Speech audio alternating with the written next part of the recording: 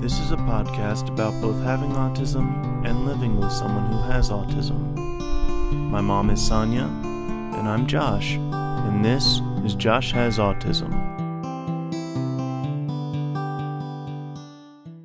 Hey everybody, thanks for stopping by again. Hello. So glad that you're here with us today. And Josh, you've had a pretty stressful week. Yeah. Yeah. So Yeah. I'd like to talk to you about that. Last week on the podcast, your sister and I, we talked about the things that you've gone through, the fact that in college you were dropped by a class.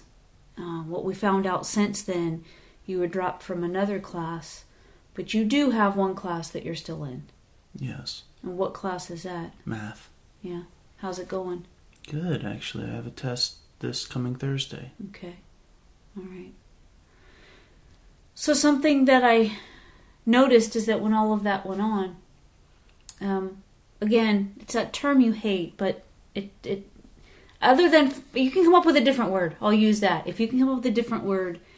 When something happens, though, it seems like there's a period of time where what I would call that you're shutting down. And it goes on for a longer period of time than, just if something smaller happened or something that maybe was not an issue to you. Right.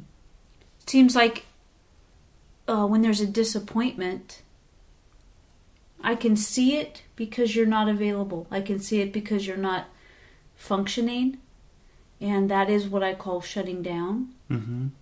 But if there's a way that you can do it, could you please... That I could do what exactly? Explain how you feel when something like that happens. That I'm calling disappointment, but you know what? That's just a word that I'm using because I don't know what you're feeling. Okay? Okay. Yeah. How can I explain it?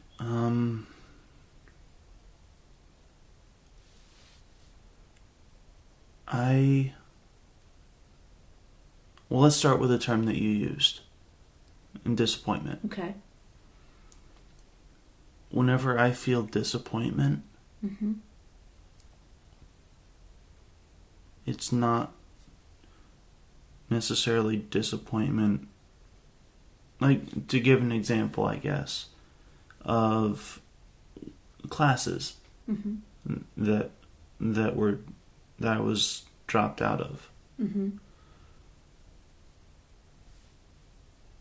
I don't just feel disappointment that I couldn't finish it. I feel disappointment that I let you guys down, that I let myself down, that I am not living up to my potential. That's a lot to be carrying around. Yeah. Those things, just hearing them sound overwhelming. Yeah.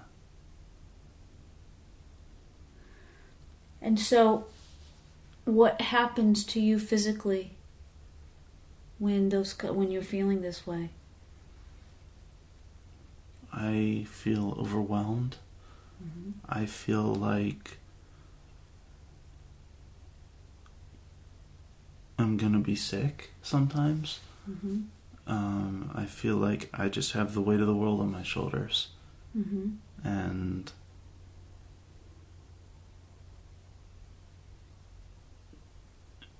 it certainly doesn't help depression. Right. That's something that I've noticed since then, is that you really do seem pretty depressed. Mm. And sad, which to me are not the same. Depression and being sad are not the same. Right. But I've seen them both Mm-hmm. in you this past week. Yeah. So a pattern seems to me, now I don't know if this is the case this time, maybe you're still in it so you don't know, but sometimes I watch what you're going through, and I see how you... I'm not really sure if there's a process or there's not a process, or even if there is a process, it's not always the same process. Mm-hmm. That is... I loved all the hand gestures you just did that nobody else can see. Pretty fancy, right? And that is that something will happen and you will seem overwhelmed. Mm-hmm. And when you get overwhelmed, you tend to shut down. So you kind of disappear. Mm-hmm. Which means you physically remove yourself from us, from activities, from experiences. You stay in your room a lot. Mm-hmm. You are quiet. We offer an opportunity to talk about whatever's going on. You typically don't want to. Yeah. And I'm adverse to social interactions whenever I'm feeling like that. Correct. No matter what environment that takes place in, whether it's just here at home, it's time for dinner. Yeah. Or you're okay with eating, but you'd rather not eat with us. Yeah. So, it's just from everything from with us and in the outside world. It seems very something that you're not interested in for a while. Right. And then it goes to you being more willing to communicate. And oftentimes, though, you don't know what words to attach to how you're feeling. Right. And then there's something after that astonishes me. I don't know how you do it. I don't know what to make of it. And that is that once you've gone through this process that you go through, that's very difficult. And I recognize that it's very difficult. Those things that happen seem to go away forever. Like that overwhelming feeling, that, those things that you hold on to that are pretty big issues of how you feel. Once you get to a certain point, beyond that, but beyond the experience itself, I accept that it happens and I move on. But you don't dwell on it. Right. You don't think about it. It's just a non-issue. Right. Because it's happened. I've accepted that it's happened and I've moved on. Right. There's a difference, I would say, even in that language than in what it is that I see take place. And I've seen it over and over and over and over. That is that when it's done, it's not that you don't dwell on it. You don't think about it. It's like it's never happened. It's gone. It's like when we talked before about how if we were having a disagreement, you leave the room for something, you come back in, and it's like nothing ever happened. Right. Like, no, we weren't disagreeing. And that's exactly what I'm saying. I've seen in you when these big things happen that are upsetting to you, that feel overwhelming to you. Mm-hmm. You shut down, you go away, you remove yourself, and then when you come back into, civilization, yeah, it's done. Mm-hmm. And that's pretty amazing. What does it? So that's what I'm seeing. My observation. Does that match anything that you're feeling? Yeah. Is that what it is? I don't remember exactly what they were called, but there are a couple of different emotional steps. I think one of them is for acceptance. Mm-hmm. One of them's for let's go with acceptance. Okay.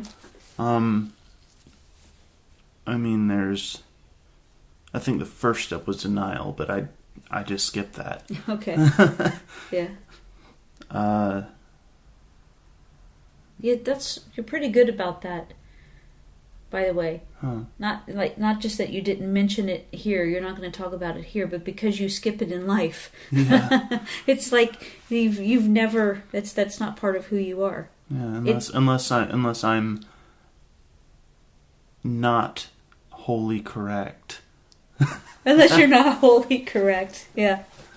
Not completely correct. Yes. Mm-hmm. Mm-hmm. I get it. Because I'll never be wrong. No, I'm kidding. No,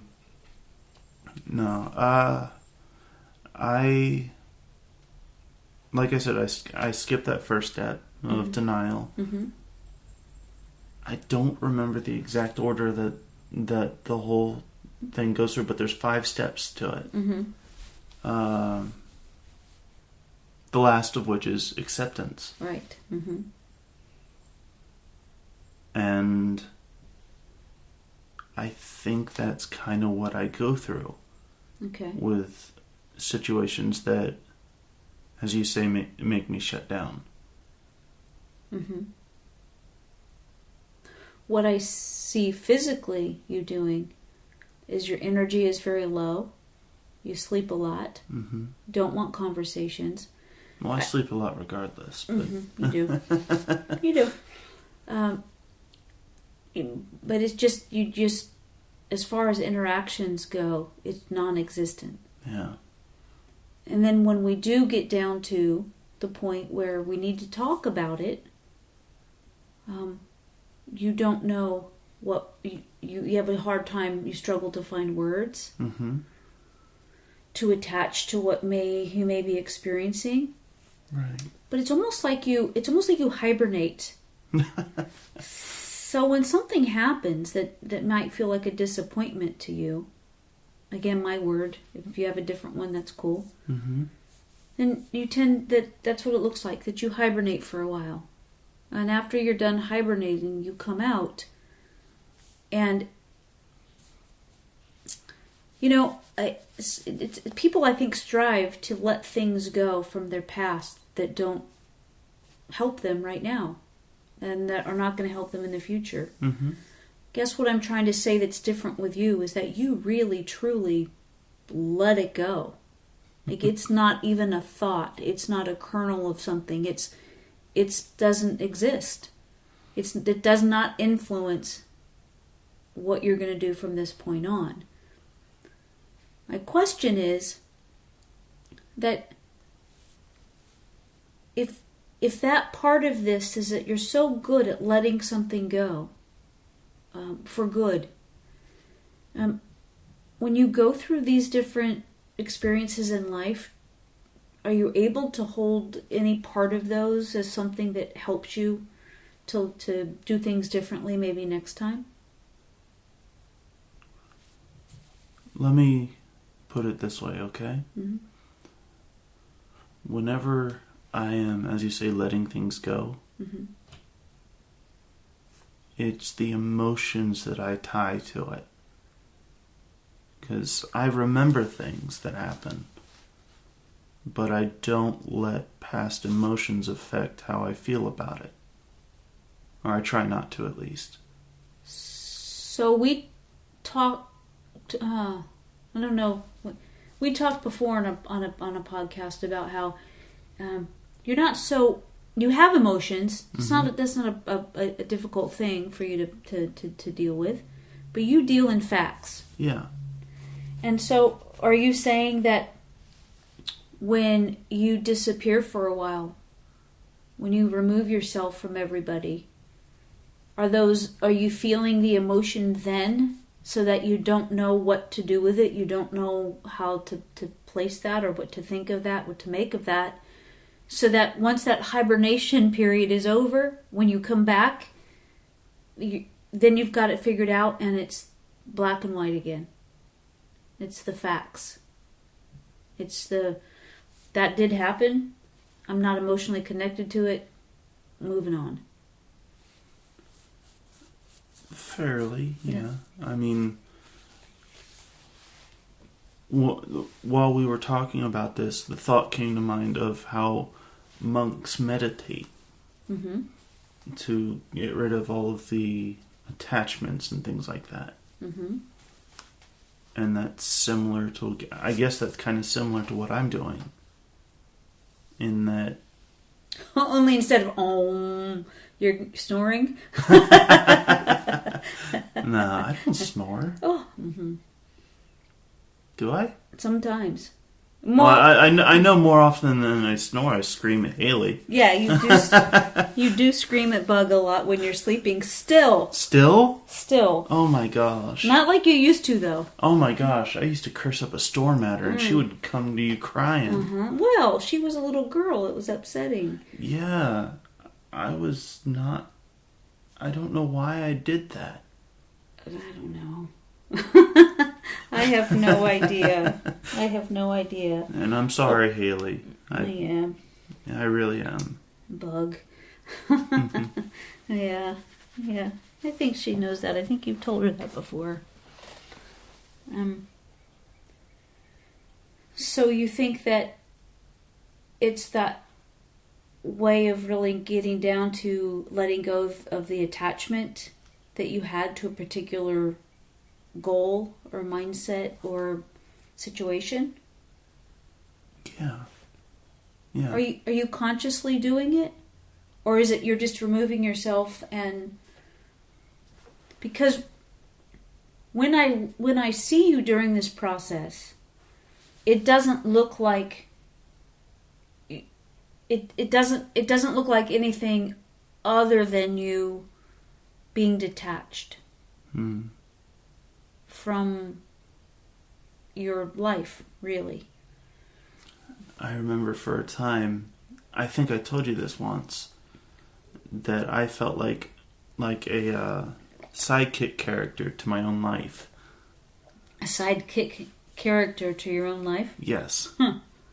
Like I was one of the side characters in my own life story. How does that work? Really weirdly. But like I was a supporting role in my own life. Yeah. So like you're not the main character in your own life? Yeah. I remember telling you about this before, but that was during a time when I was not going to college. I didn't have a job. I was essentially living at home doing what teenagers do, I guess. I don't know. But it was a real... Did you say that since we lived here? It lasted since we moved from Pennsylvania to living here. Okay. Because if you can explain it, whenever last year I had meningitis, there are still things that I know, but I don't know that I know them. And then when somebody brings something up, it's right there. It's like it's readily available, but if there wasn't something that triggered that, I'm not going to remember it. Right. I gotcha. Yeah, so if you can explain that again. Yeah, at least it's better than your accident that you had in Pennsylvania. Yeah, well. You couldn't remember Christmas. Like, whose iPod is this? That's yours. Woohoo! Yeah. I got an iPad. Yeah. That's true. Yeah. It's true. Those head injury and then just a fat head. So, yeah, those have been difficult to go through. So, I do know that you did say that, but if you could just explain it because I don't remember. Okay. At the time, I was not... I was just drifting along, so to speak. I wasn't making any headway in my life. Okay. And I wasn't really doing anything to make any headway in my life. All right. And the feelings that I had was that I helped other people with their lives, but I didn't move mine forward. So I was like a supporting role in my own life story. Right. Yeah. I see what you're saying. Yeah. Do you feel better about that now? Yeah. That's cool. A little bit. Sometimes I still go back to that feeling. Mm-hmm. But I'm in college now, and I'm doing stuff to work forward. Mm-hmm. Or to move forward, and I don't feel that as much now. That's good. Yeah. Yeah, that's really cool. So, two of your instructors, and since we're back to college again, Mm-hmm. two of your instructors dropped you from class. Mm-hmm. So it's not that you quit class, it's that two of them dropped you. And I'm assuming that it has to do with, now the third one did not, and that one's okay. My guess is that the third one did not take attendance like the other two did, and was not too concerned about it. Okay. Because it's easy math and it's easy to catch back up on as long as you're doing the homework and taking the tests. Okay. You can get a good grade in there. Whereas the other two, if you fall behind by a certain number of days or so, Mm-hmm. it's extremely hard to catch back up. Mm-hmm. Were you doing okay in there? Yeah. Not much better than okay, but I was doing okay. Okay. And you kind of relieved that you're out of those classes right now? A little bit, yeah. I'm still a bit, what was the word you used earlier? Disappointed? Yeah. I still have all those feelings of disappointment and stuff. But I am relieved a bit that I'm not in those classes anymore. Okay. What do you think, right? Have you thought about, are you going to take classes next semester? Yes. Okay. Probably just 2 of them at most, though. Okay. So you were in 3. You Yeah. think that might have been too much? You're going to take Yeah. 2 classes instead of 3? Yeah. Okay. That sounds like a good plan. Yeah. Mm-hmm. You had mentioned earlier, before anything else, let me just say that this is the first time that you're really having a conversation since that happened. Hmm. And you came out of your cave, and I said, how you doing? You said, I go, are you up to doing a podcast? Okay. So this is the first time that we're talking about it. This is the first time that you're really out of your room and, other than to eat. Yeah. Yeah. So thank you for doing this with me. I didn't know if you were up to it or not, but yeah, I think the stuff that you have to say is important. One thing that I want you to know is that things happen in life, and Dad and I are not disappointed in you by any means. We're not disappointed. Things happen. Mm-hmm. You're doing the best that you can. This kind of thing, when something doesn't turn out the way that you wanted it to, or the way that you kind of envision it turning out, that still feels better than you not attempting something at all. So when we look at it, we go, okay, well, this is what happened. Mm-hmm. This is how it is right now. And to us, it's not something where we're looking at you and feeling like you let us down, or we feel like you would feel like you let yourself down. This happened. Right. It's the way it is. And I'm thinking it's funny because when you're saying if we're disappointed, I'm thinking, no, I'm actually proud of you because you're in school. And, maybe it doesn't look the way that you thought it would look to begin with, but, you stayed in one class, and you're going to stay in that one class till the semester's over. Right, which is in about a month. Mm-hmm. Yeah. Yeah. So, yeah, that's important for you to know. There's no, when I talk about disappointment, that's the concern is, the question is today is about, do you feel that disappointment? There's no disappointment from your dad and myself. Doesn't mean that I still don't feel it. It's true. Yep, I understand that completely. Yep. Soul-crushing regret. Soul-crushing regret. Until you snap out of it, and then you won't think of it at all. What does it feel like in your body? Does this lead to any kind of oddity, or is it kind of familiar, or what? Like when I'm calling hibernating, what's going on with you physically? I'm sluggish, for one. Like, I'm not as coherent as I could be.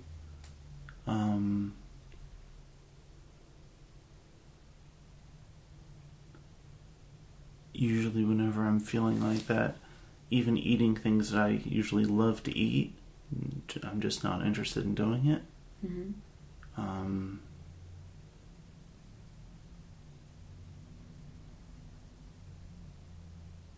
There's usually, if not a pain, then just an ache between my belly button and my heart.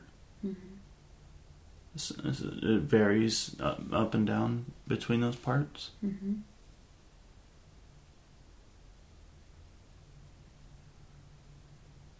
Today you mentioned that you feel like your body has kind of like a buzzing feeling.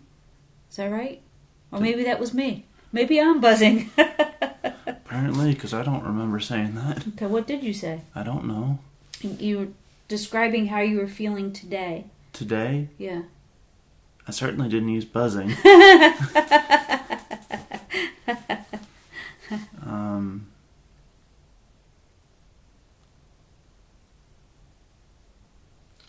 Downcast, I guess.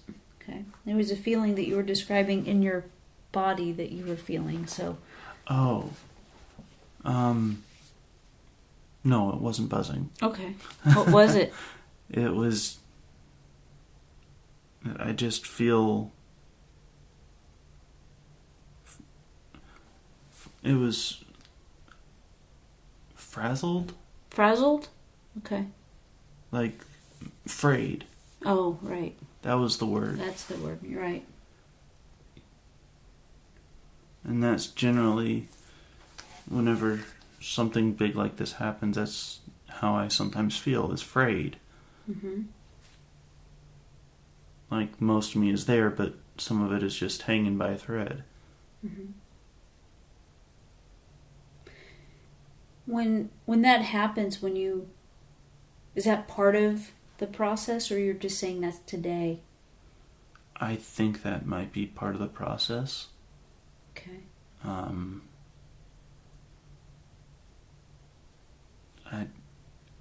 I guess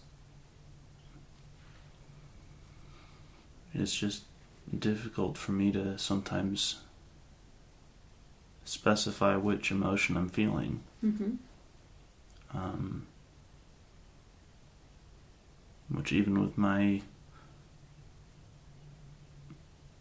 vast vocabulary, yeah, it's sometimes really difficult to dredge up the right word.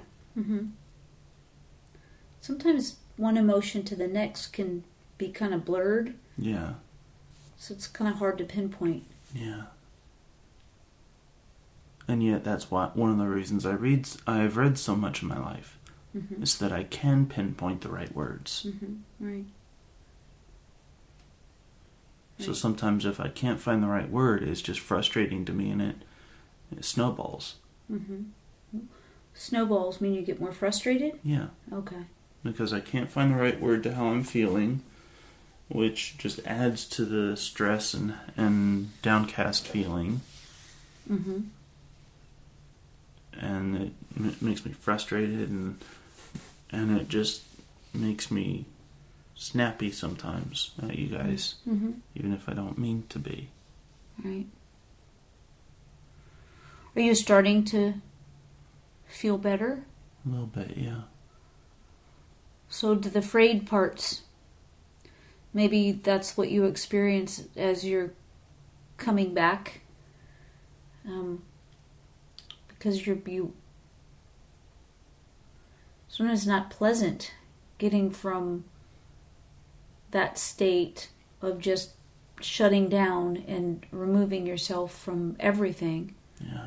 And maybe that frayed feeling is a part of coming back into emotions and experiences and conversations again. Make sense? Yeah. Yeah.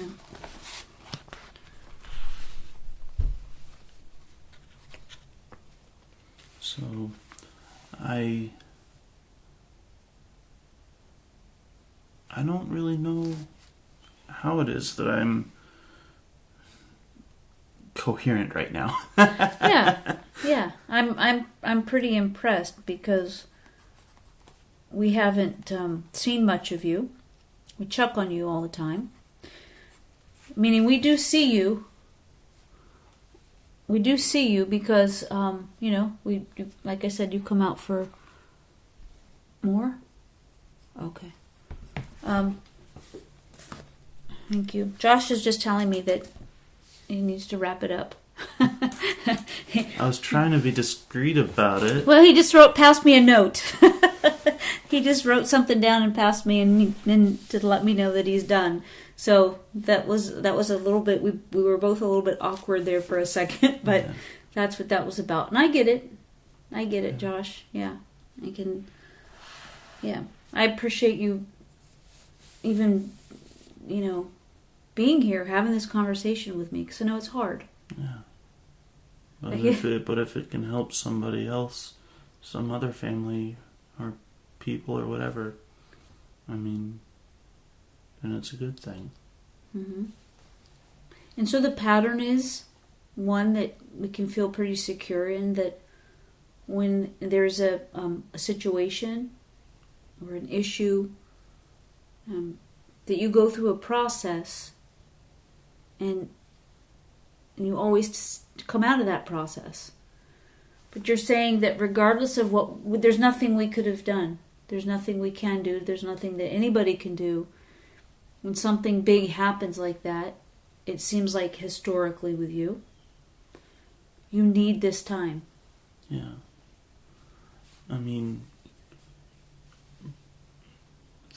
Think of what I just explained, mm-hmm. and then think about my time with Kayla. Mm-hmm. And that after that whole thing ended... Mm-hmm. Kayla was his girlfriend. Yeah. Mm-hmm. Okay. Go ahead. And we were together for more than half a decade. Okay. And when it finally just ended, I could not function for... How long was it? Quite a while. A couple of years? Yeah. Things, that was a really tough period of time because it was right as we moved too. Yeah. And...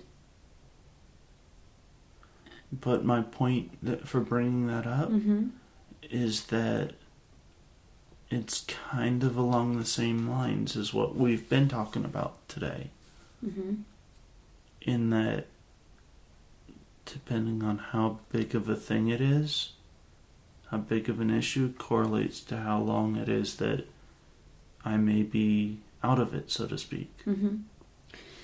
I think that that's something that just people go through.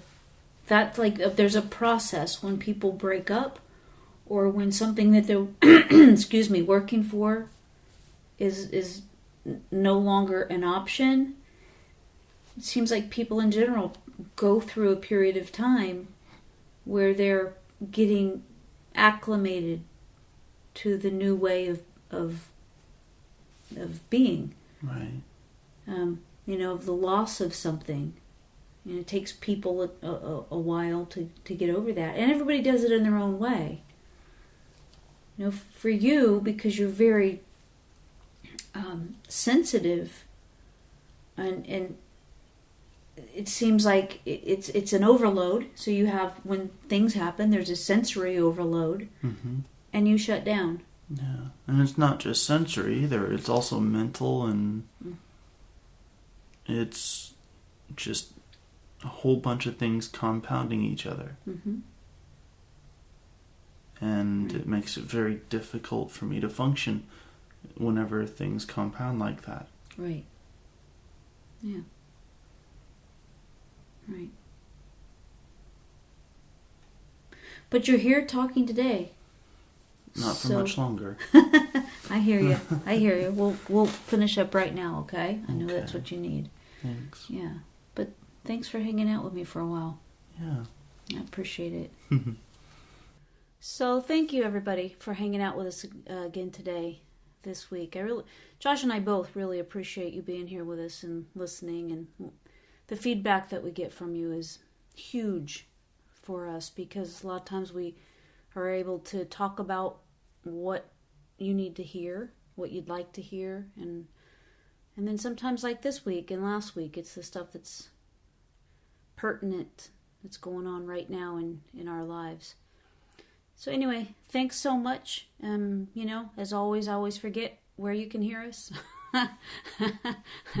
I know it's on Twitter. I know it's on Facebook. It's iHeartRadio, Lisbon. What else? I think Google YouTube. Play Music. YouTube, yeah, it's on YouTube. Yeah. So SonyaKing.com. It's SonyaKing. I'd love to hear from you. So, Josh, you did a great job today. Thanks. Yeah. All right, everybody. We'll talk to you next week. Love you. Bye.